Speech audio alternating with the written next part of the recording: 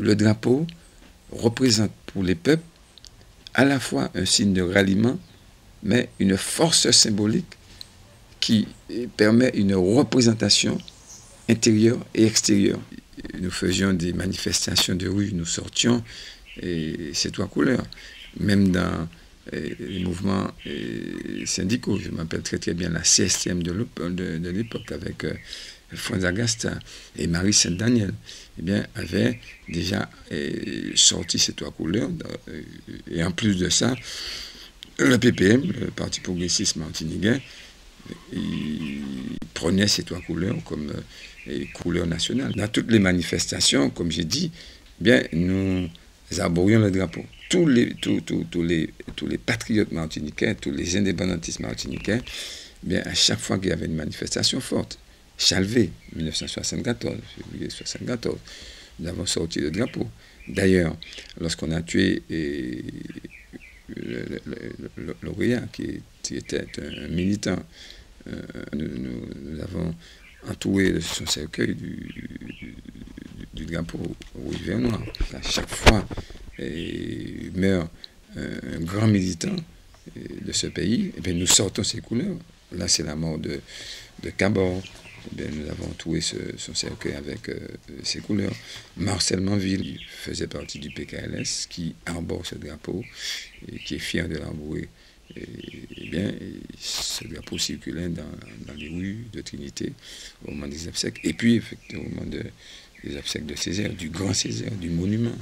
Eh bien, nous avions sorti ce drapeau. D'ailleurs, c'était le seul drapeau qui circulait dans les rues pendant les obsèques de Césaire.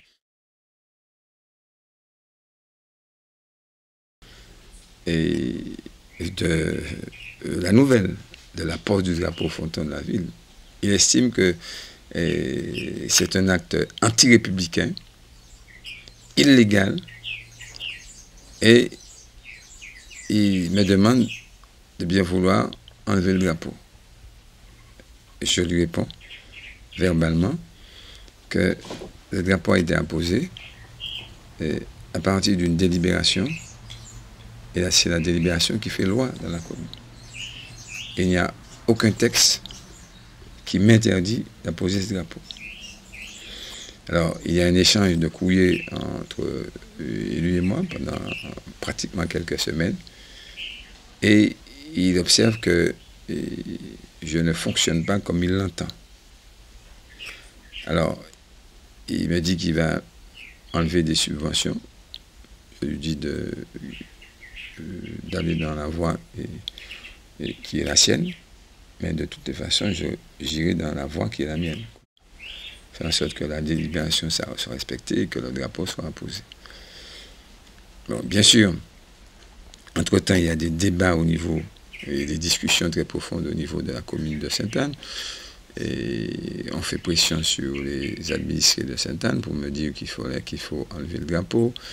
Les anciens combattants font des manifestations sur Sainte-Anne et font croire aux administrés de Sainte-Anne que je suis un sanguinaire parce que j'ai mis ce drapeau, je suis dangereux et que je veux créer la révolution en Martinique. C'est le même train-train qui continue. Et nous résistons à tout ça, nous expliquons. Bon, automatiquement, le préfet se rend compte que je respecte la délibération du conseil municipal et que je passe outre sa demande.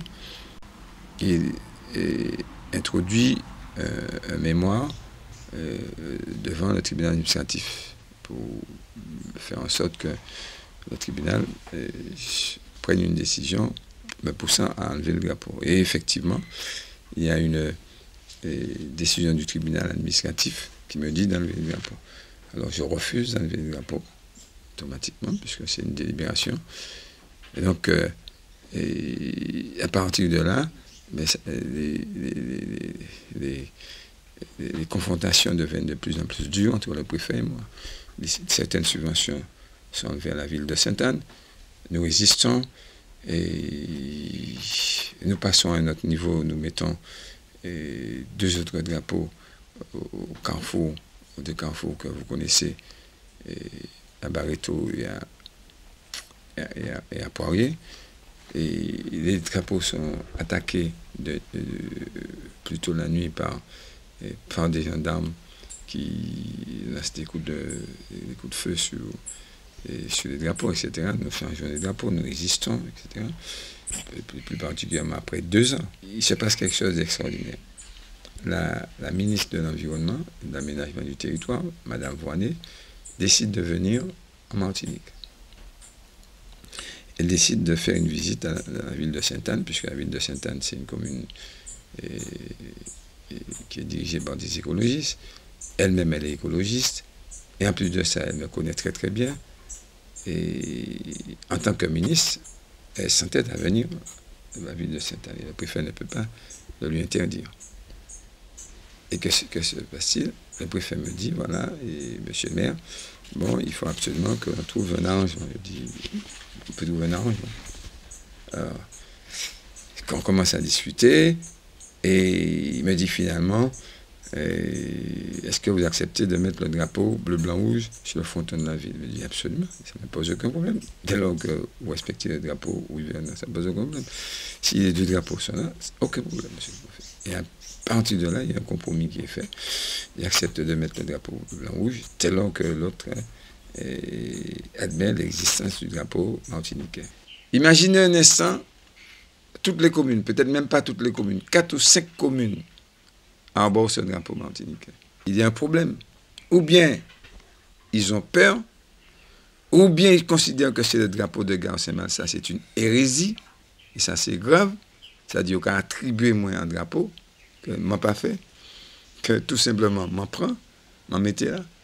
Alors, c'est encore plus grave. Ça démontre effectivement la force du colonisateur dans notre tête, qui fait que nous sommes incapables de faire peuple, parce que le drapeau, c'est une force de ralliement, nous amène à faire peuple. Les béquets, qu'est-ce qu'ils ont chez eux? Ils ont le pavillon bleu à 4 serpents. Alors, et c'est ça. Et c'est même pas, c'est un pavillon, ça n'a rien à voir avec un drapeau. Il y a une représentation qui est faite à travers un drapeau, qui est une représentation de dignité, une représentation de résistance, de fierté, de faire peuple. Et il se trouve que, eh bien, si aujourd'hui, il y a tant de résistance autour de ce drapeau, alors que tous ils disent en aparté, dans les petits circuits, dans les discussions qui sont pour ce drapeau-là, ils ont peur de le mettre sur le fronton de leur mairie, parce qu'ils sont toujours dans une représentation dans leur tête de coloniser, et ça c'est excessivement grave. Il n'y a aucun problème à ce que nous arborions notre drapeau. En Pays Basque, il y a un drapeau. En Corse, il y a un drapeau corse. Bien, les Catalans ont un drapeau. En Bretagne, un drapeau. Le vrai drapeau martiniquais, c'est le drapeau rouge, vert et noir.